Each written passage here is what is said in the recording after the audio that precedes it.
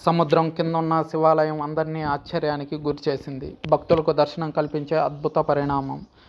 ఈ ఆలయం జగత్తులోనే ఒక మహా అద్భుతం. సముద్రం కింద శివాలయం. భక్తులు సముద్ర తీరం వెంబడి 2 కిలోమీటర్లు నడిచి తమ ఇష్ట దైవాన్ని ప్రార్థించడానికి వస్తారు. ప్రతిరోజు మధ్యాహ్నం 1 గంట నుండి రాత్రి 10 గంటల వరకు మారుతున్న సముద్రం ఒక అద్భుతమైన దృశ్యం.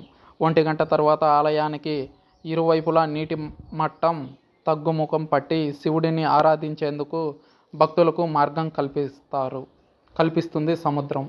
ఆలయ ప్రాంగణంలోని పాండవుల కొలనులో భక్తులు కాళ్ళు చేతులు శుభ్రం చేసుకున్న అనంతరం పూజలు నిర్వహిస్తారు. రాత్రికి ఆలయం మళ్ళీ సముద్ర గర్భంలోకి వెళ్ళిపోతుంది. ఈ ఆలయం గుజరాత్లోని భావనగర్లోని కొలియాక్లో ఉంది. ఇక్కడ ప్రార్థనా మూర్తులు పంచపాండవులచే పూజించబడిన 5 స్వయంభూ శివలింగాలు. దానితో పాటు ప్రతి లింగానికి ముందు ధన్యవాదాలు.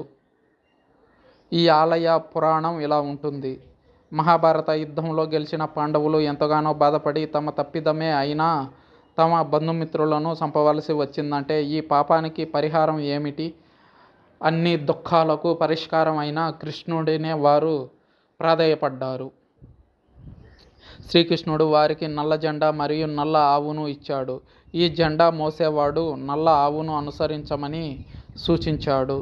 ఎప్పుడైతే ఈ ఇద్దరు తెల్లవారుతుందో అప్పుడే వారి దోషాలు పోతాయని, అక్కడ శివుని సన్నిధి ఉందని, అక్కడ శివుని గురించి తపస్సు చేయడం మంచిదని సలహా ఇచ్చాడు.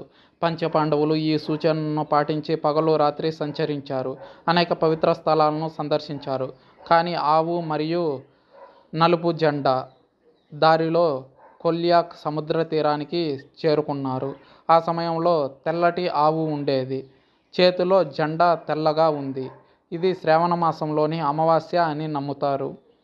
అక్కడ పాండవులు తపస్సు ప్రారంభించారు. ఒక్కొక్కరికి ముందు ఒక్కో శివలింగం శివుడు ప్రత్యక్షమయ్యారు.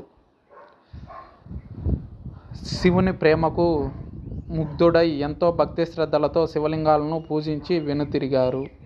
పంచపాండవులు మహాదేవుడిని కల్మషం లేని మహాదేవుడిగా పూజించడం ప్రారంభించారు. అమావాస్య రోజుల్లో ఇక్కడ ప్రత్యేక పూజలు జరుగుతాయి. ఇక్కడ చితాభస్మాన్ని నిమజ్జనం చేయడం వల్ల చనిపోయిన వారి ఆత్మలకు మోక్షం లభిస్తుందని నమ్మకం. ఆలయంలో ధ్వజాన్ని మార్చడం సంవత్సరానికి ఒకసారి జరుగుతుంది. ఇది భావంగార్ రాజవంశం హక్కు.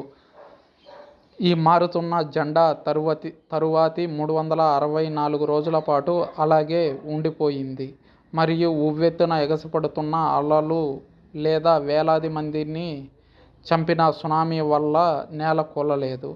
వరదలు, తుఫానులు మరియు సముద్రాల అల్లకల్లోలంగా ఉన్నప్పటికీ రాతి ఆలయం యొక్క 20 అడుగుల ఎత్తైన స్తంభానికి సంవత్సరాలుగా ఎటువంటి నష్టం జరగకపోవడం ఆశ్చర్యాన్ని కలిగిస్తుంది.